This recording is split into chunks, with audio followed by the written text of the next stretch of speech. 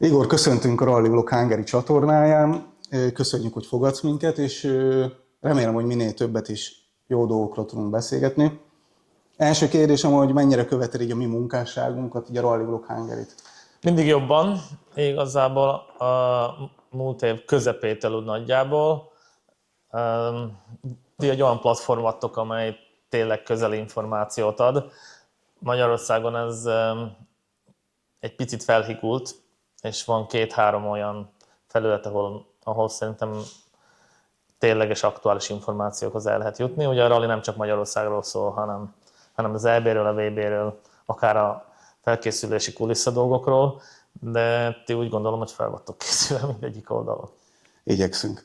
Sok témát szeretnék majd érinteni a rallival kapcsolatban, a pályafutásoddal kapcsolatban, de hogy mutatkoznál be, hogyha nem a rallival kapcsolatban kérdeznélek, civilként mit mondanál el magadról?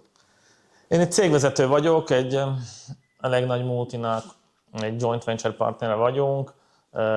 Ez igazából tényleg egy nagy cég, szóval hogy 3500 alkalmazott vagyunk 35 országban. Van egy kislányom, és igazából a család és a munka, a kettő ötvözete igazából az én életem, és ahogy ehhez jön majd egy extra hobbi, ami most már nem csak hobbi, hanem félprofi vagy hobbi, ez mindig nagyon nehéz megítélni, hogy ez most mennyire komoly, mennyire munkakör, vagy mennyire csak egy hobbi versenyzés. Hogy került nálad képbe a rally, és hogy lettél navigátor? Az előbb beszéltük, hogy az LVRC szerint 2004-ben volt az első verseny, de te ezt mondja elmondod. Én ezt nem nagyon követem, azt tudom, hogy mennyi. Az LVRC nem, hogy fönt van sok minden, szóval, hogy mennyi rajt áll nevem mögött, és hogy mikor kezdtem. 2004 Kassa Rally tudomásom szerint az első navigálás. Én főleg navigátor vagyok. Nagyon-nagyon kevés, talán 4-5 olyan verseny van, ahol én indultam pilótaként, és az inkább ilyen jamboree történet. Általában a régi csapatom csapatvezető szokott navigálni, szóval hogy ez mindig egy ilyen csapaton belüli ilyen buli ötlet volt. Mindig azt szoktam mondani, hogy ott az eredmények nagyon-nagyon rosszak, és ennek egyik fő oka, ami vicces, de közben igaz, hogy engem tényleg zavar a navigátor. Szóval, hogy ha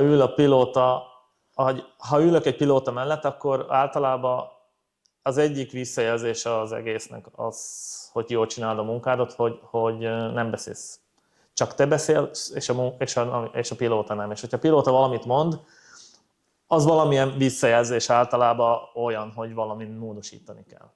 Úgyhogy én megszoktam azt, hogy csak a saját hangomat hallom. Miközben, amikor vezetek, akkor ugye hallom a másért, és ténylegesen zavar.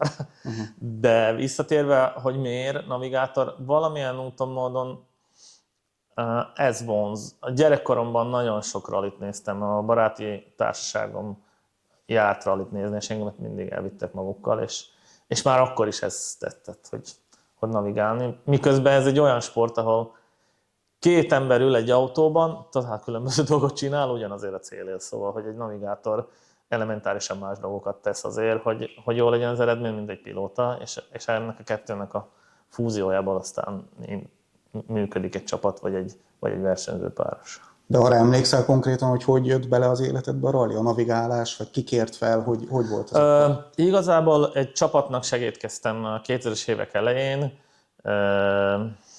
szervezésben, szervizelésben, és akkor egy ilyen navigátori, aktuális, vagy egy pillanatnyi navigátori hiányvéget felkértek egy versenyre, és akkor utána egy másikra, és akkor az így elkezdett valahogy mint egy hógolya effektus jönni, hogy az egyik verseny után jött a másik, utána volt, hogy felkért más, utána volt egy olyan időszak, amikor mentem a szlovákba és a magyarba is, utána az már egy kicsit sok lett, akkor választanom kellett, hogy a szlovák vagy a magyar bajnokság, és akkor utána jött a magyar.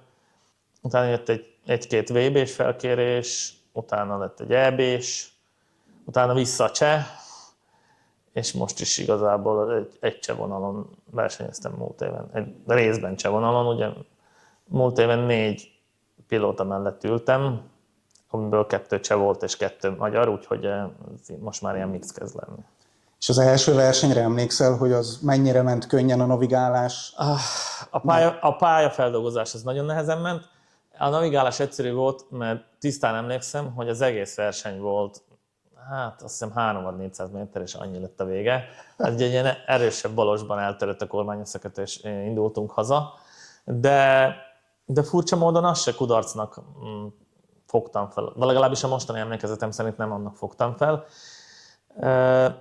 Valamilyen úton módon azt gondolom, hogy mindenhez, és az én EB-s szereplésemhez, vagy a többnyelvűségben lévő hibriditásomban kell az a tanulási folyamat, hogy az ember megtanul pályát feldolgozni, felírni. Ugye Magyarországon volt egy szabály, nem tudom most van-e, hogy kell menni túrában, vagy hát Rally 3-ban, Rally 2-ben és Rally 1-ben, Szlovákiában ez nem volt, szóval mindjárt bele tudtam csöppenni a Rally 1-ben igazából.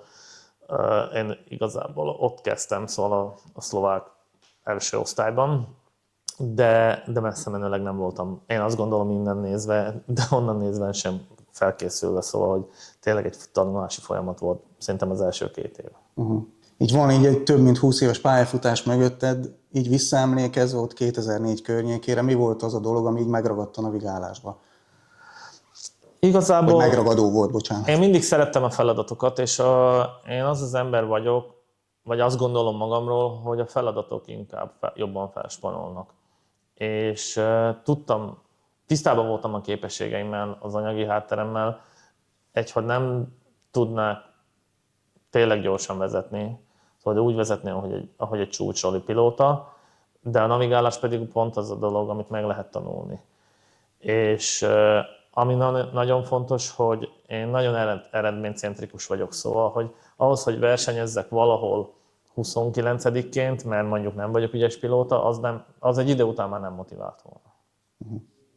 És hogy viszonyult a család ehhez a hobbihoz? Mindenképpen féttenek, de valahogy ezt megértik. Néha azt gondolom, hogy ehhez a munkakörhöz, vagy ehhez az éles stílushoz, amely tényleg nagyon-nagyon fel van spanolva, kell egy ilyen dolog, ami ugyanúgy egy magas stresszfaktor, de mégis valamilyen szinten más stresszfaktor, és attól a pillanattól egy kicsit más csinálok, és nekem ez valamilyen úton, módon a hobbim is, szóval, hogy ha nincs rally, akkor én azért az EVRC-t nézem, mikor kinek milyen eredményei vannak, és nézek élőben ilyen platformokon versenyeket. Mondhatni azt, hogy elég sok pilóta mellett ültél már, mentetek komplett EB programokat, több bajnokságot is nyertetek, és azért nagy nevek mellett ültél, mondhatjuk azt. Miben rejlik a te jó képességed, hogy ennyire tudsz alkalmazkodni különböző pilótákhoz? Miben rejlik ez szerinted? Én nem gondolom, hogy az én navigátori képességem az nagyon kimagasló lenne. Szóval, hogy vannak tényleg nagyon jó navigátorok, akik jól adják át azt az információt, amit fel van diktálva, és a ritmusérzésük, és ez angol úgy hívják, hogy timingjuk, az tényleg nagyon jó. Ugye egy gyorsági szakaszon belül vannak részek, ahol nagyon gyorsan és odafigyelősen kell információt adni, utána vannak egyenes szakaszok, ahol pedig az ember lassabban mondja, de ez pont ennek a kombinációjában jön ki egy jó navigátor, aki tudja, hogy hol kell ritmus váltani.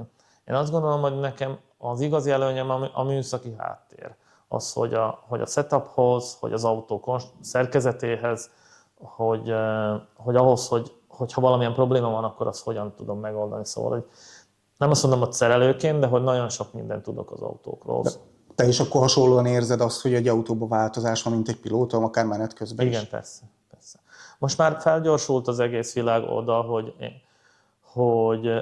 hogy a navigátorok közel 70-80%-át már nem is néznek az útra. Szóval, hogy ha megnézzünk 10 évre visszamenőleg egy eretös kilométeridőt, és most egy kilométeridőt bizonyos szakaszon, akkor 2-3 tizeddel gyorsabban megyünk. A 2-3 tized az egyszerűen annyira nagy különbség érzésre, időre, ugye 10 kilométeres gyorsan, majd 3 másodperccel gyorsabban mész, az nagyjából úgy elenyészőnek tűnik. De bent sokkal gyorsabban történnek a dolgok, és ez abszolút módosítja a készségeket. Valamikor egy R5 és egy Rally 4-es autó között volt 5-7 kilométerenként, és beülsz egy ilyen kétkerekesbe, és elementárisabban minden annyira lassan működik, hogy nem érted, és közben az erődben nem mész másodpercekkel gyorsabban, de azok a dolgok, amelyek történnek, azok sokkal gyorsabban történnek érzékileg, szóval sokkal jobban érzékeled. És amikor mondjuk beülsz egy új pilóta mellé, mennyire gyorsan tudod felvenni az ő ritmusát? Hogy mindenkinek máshogy kell mondani, más hangsúlya, más hanglejtéssel, mennyire gyorsan alkalmazkodsz? Nálam az a probléma, hogy ha felkérés van, akkor általában nyelvi különbözet van. Szóval, hogy én mindenképpen elkezdem, ha születik egy felkérés, akkor elkezdek belsőket nézni. Milyen szókincset, milyen típusú szavakat használ, milyen szó mit jelent. Valakinek ugyanaz a szó abszolút más jelent, mint egy másik pilótánál. Le szoktunk ülni, megbeszélni a kulcsszavakat, hogy hogyan működik. Nekem nagyon furcsa, hogy nekem mindig nem is a kanyarokkal, hanem a méterekkel van bajom. Valakinél a 30 az 30, az 50, valakinél 80, az 150, szóval, hogy emberek máshogy lássák ezt az egész távolságot, és ez egy navigátornál nagyon-nagyon fontos dolog, hogy tudjam, hogy a kanyar után egy kanyar jön, a kanyar után egy egyenes jön, vagy a kanyar után egy rövid, vagy egy hosszú egyenes jön. És valakinek a 30 az annyi, hogy kanyarból kanyarba, valakinek a 30 meg annyi, hogy még van időt konkrétan felnézni. Máshogy nem tudom, vagy máshogy figyelik, vagy máshogy értelmezik ezt a méter dolgot. 2004-ben teszteltünk egy ilyen pályabejárásos méterszámlálós appot, vagy hát ilyen, az nem csak egy app, hanem egy ilyen berendezés. A kormányon volt egy gomb, Finnországban az összes, befizettek minket a Rekire Finnországba, és az összes pályát lejártuk ezzel az appal, és konkrétan még 20 év után is megvilágosodtam, hogy a 90 az nem 100, és a 70 meg nem 80. És annyira jó lett után, az a barom előtti időszak volt, amikor 2004-ben végül is harmadikok lettünk a baromon, de mi nyertük a legtöbb gyorsot, hogy nagyon-nagyon sok olyan dolgot adott, amitől sokkal exaktabbak lettek azok a távolságok, amiket az ember csak fölnéz egy pillanatra lát. De minden esetben egyébként a navigátornak kell alkalmazkodni a pilótához, igaz? Igen, nem fordítva. Beleszól a navigátor nagyon gyakran, de ezt nem veszik nagyon jó néven. Néha felkérnek arra, hogy azért én is adjak hozzá valami információt, főleg a setupok segítségében. Fricivel tavaly Mikuláson, mondjuk pont 2 éve Mikuláson ez volt a cél. Szóval, hogy ott tényleg beült először egy Skodába, és jobbra nézett, és mondja, hogy kell elindítani. Hát azt nyom meg, start gomb. Mi a start gomb? Mondom, a közepén a Skoda jel, azt kell megnyomni, igen, és akkor azt megnyomta. És nagyon-nagyon gyorsan belejött. Ugye ezek az R5-ös autók, ezek nagyon komfortosak, nem? Nagyon sokat fejlődtek, és nagyon ügyfélbarátak. Szóval, hogy tényleg, hogyha valaki vezetett bármilyen legelőgő versenyautót, relatíve jó tud vele menni. Hogy az a 2-3 tized, amivel gyorsabb a többitől, az pedig pont a setupról szól. Te milyen típusú navigátornak tartod magad? Mondjuk, aki vért iszik, és akkor belehajszolja a győzelembe a pilótát, vagy olyan, aki szeret pontosan menni, kimérten, előre megtervezetten, melyik típusba tartod? Biztos, hogy a második. Én nagyon-nagyon odafigyelek, én belsőket nézzek. Nekem az itinerem az nagyon ilyen, abból mindenki tud navigálni. Ez tényleg úgy össze van szerkesztve, hogy aki azt a nyelvet tudja, az mindenképpen tud bele navigálni. Nekem saját füzetem van, olyan radírozós tollal írok, a füzet mérete a sajátom, a saját spirál, a papír, amiben írok, az pont ki van tipizálva, hogy mennyi grammos, hogy ne legyen se vastag, se vékony. Van a füzetnek 2 első lapja, ahol a jegyzetek mennek, bár most az EB-n a SASZ véget nagyon sok olyan információt ad már a digitális háttér, vagy az a kijelző, ami pluszban van az autóban, amitől én nagyon sok olyan mellékinformációt kapok, de nagyon sok belsőt nézek.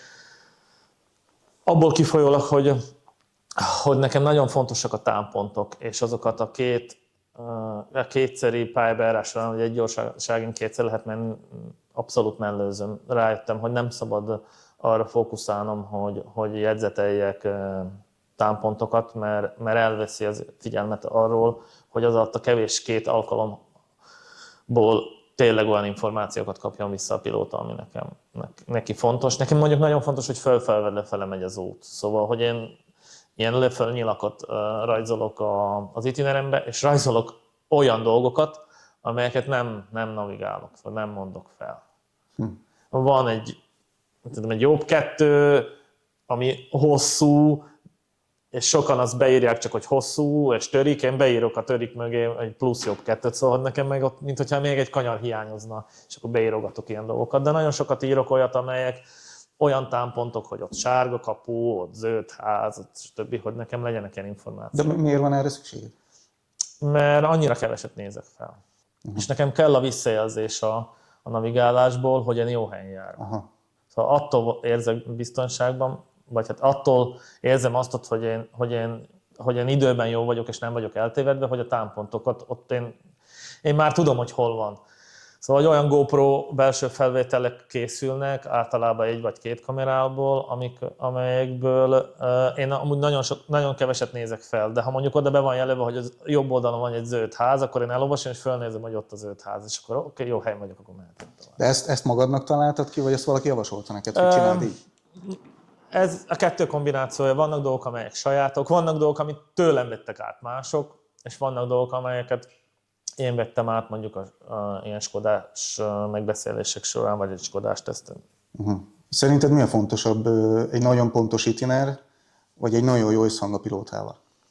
Szerintem mind a 2 nem lehet kizárni. Ha nagyon jó az összhang, akkor egy ide után beesés lesz a vége. Szóval, hogyha nem kapja a pilóta azt az információt időben, ha nagyon muszájna változtatnom, akkor egy nagyon pontos itiner. Szóval vannak olyan párosok, amelyek között nem annyira működik a kémia, de ha becsukják a 2 oldalajtót, akkor egyszer csak megy, mert hogy a pilóta a zsigerből megy, és hogyha az információ jön jobbról, akkor magabiztos lesz. Az, hogy a 2 ember között nem működik a giga nagy barátság, ami tök egyszerű, akkor attól meg lehet valaki gyors. Én mindig azt mondom, hogy ha a világ legjobb pilótát összeültessük a világ legjobb navigátorával, nem biztos, hogy fog működni az egész. Szóval abból nem lesz egy első hely bármelyik versenyen.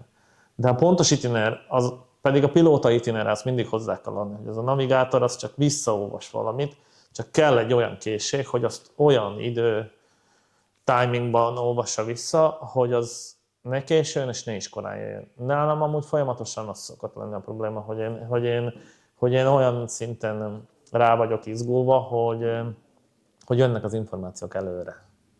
Valakinek ez amúgy nagyon segített is, hogy kaptak információkat előre. Aha.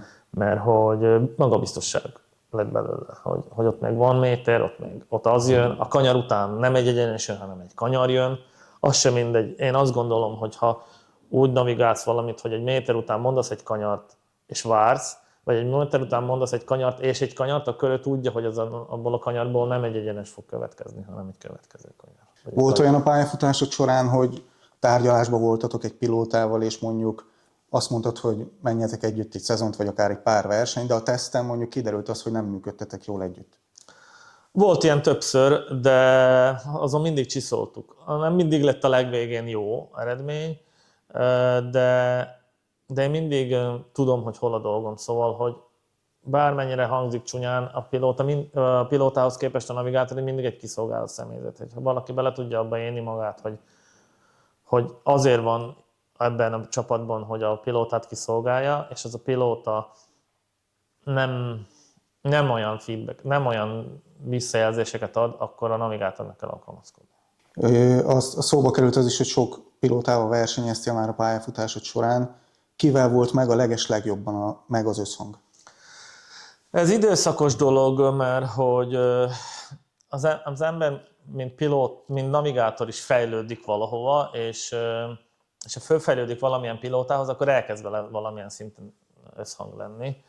Nekem nagyon jó volt Norbival is versenyezni, de most a Fricivel is mindig vártam, és mindig kérdezem, nekem kell a visszajelzés, hogy ez így jó, mert nagyon-nagyon nagy a különbség, nagyon sok pilótának előre kell az információ, de mondjuk az Eriknek utolsó pillanatban kell az információ. Én már régen mondanám, és tudom, hogy még egy fél fázist kell várnom, és akkor mondom, és hogyha akkor mondom, amikor az érzésre nekem kéne, akkor mindig mondja, hogy nem kell ennyire előre. Miközben Dominiknak nagyon-nagyon-nagyon előre kellett. Szóval, hogy néha azt gondoltam, hogy ő így fixál adatokat a fejében, és ilyen kardinál kombinációkat, ha elmondasz neki, akkor ő akkor érzi magát biztonságosan. Nagyon-nagyon. Milyen szokatlanul nagyon előre kellett. Most igazából az Erikkel érzem magamat emberileg úgy, hogy azt mondom, hogy most úgy tök jól működik az egész. Emberileg is, és én már tudom, hogy ő mit kér, és ő is tudja, hogy mit várhat el tőlem, és amikor már tudod, egy füzet, vagy egy itiner az úgy áll össze, hogy hát kb. 20 szó az egész, ennek a kombináció. Ezért tudtam mondjuk lengyelül is navigálni, mert azt a 20-at megtanultam, és egymás között angolul beszéltünk, de a navigálás az lengyelül ment. És hogyha megszokod, sőt, én most tavaly nyáron navigáltam angolul is a Kamilinak egy ilyen itinerírásos teszten, és az is 2-3 menetből így nagyon-nagyon betliztem, és akkor utána valahogy ráéreztem a kombinációra. Nem volt nagyon sok hozzáadott információ, de valahogy ment angolul is. De most talán az Erik az, akivel úgy emberileg is jól érzem magam. A legnagyobb eredményeidet a Herczy Norbival érted el, magyar Igen. bajnoki címek. Vele milyen volt a közös munka? Hát úgy van 5 magyar bajnoki címem, hogy 3 emberrel, szóval, Igen. hogy ez egy kicsit komplikáltabb. Én 11-ben a bútorral mentem akkor a PH csapatával, amikor 2011-ben a PH Sport 50%-os tulajdonos a Sebastian Loeb volt, szóval, hogy akkor ez egy világ legnagyobb privát csapata volt. És 12-ben pedig Norbihoz szegődtem, mert Norbihoz szerződtem, és akkor pedig a következő legnagyobb privát csapat a BRL lett az autóbeszállító, szóval, hogy én nagyon el voltam kényeztetve abban az időszakban, hogy tényleg az Európa top csapataival, a legújabb fejlesztésekkel, mindenből úgy mentünk a magyar bajnokságban, hogy bármilyenre rámutattunk, hogy ezt szeretnénk, akkor az mindig volt. Teszt is, gumi is, és az autóból is mindig a legújabb. És az autókból is úgy mindig a legújabb, hogy volt egy olyan időszak a Super 2000-esben, amikor minden versenyen új autót kaptunk, vagy hát egy másik autót. Ültünk az utolsó Super 2000-esben, azt hiszem Mecsek Rallyn, 3 rajtja volt az autónak, az előző rajtjával Ogier ment az autóval, aztán onnan elhozták a Volkswagen-től, és idehozták Mecsekre. Szóval, hogy akkor tényleg mindenből, amit csak szerettünk volna, azt megkaptunk. Ugye akkor nagy cégek voltak a támogatók, az OTP egyik leányvállalata, a MOL, szóval, hogy tényleg minden nagyon-nagyon. De akkor mondhatjuk azt, hogy az volt a legsikeresebb időszaka a pályafutásod, amikor Norbival mentél? Nem, én azt gondolom, az én érzésemre volt egy... Én indultam a leghosszabb Monte Carlo rallyn, úgyhogy egy Peugeot támogatás volt mögöttünk. Az a 12. Szóval, hogy a 2011-ben Bútor Robival mentünk a PH-val, és 2012-ben egy ugyanolyan Peugeot-val mentünk Monte Carlón, és emlékszek, hogy oda jött Sebastian Loeb, és mondta, hogy én tudom, hogy te ki vagy. Mondom, hogy én is tudom, hogy te ki vagy. Mert hogy a csapatával mentünk az egész évben, és fent a Hercegi Palotánál volt a díjátadó. És akkor utána, sőt, én voltam egy olyan BRR-es rendezvényen, még az elején, amikor Toto Wolff volt, mert ő társtulajdonos volt akkor a BRR-be. Sőt, ő ment BRR-es autóval egyszer vagy kétszer. Szóval, hogy akkor tényleg top csapatokkal mentünk, de én azt gondolom, hogy amikor az Erikkel mentünk, ő a Red Bullos időszakában a Skodával, akkor ott mi mindent megkaptunk a Skodától.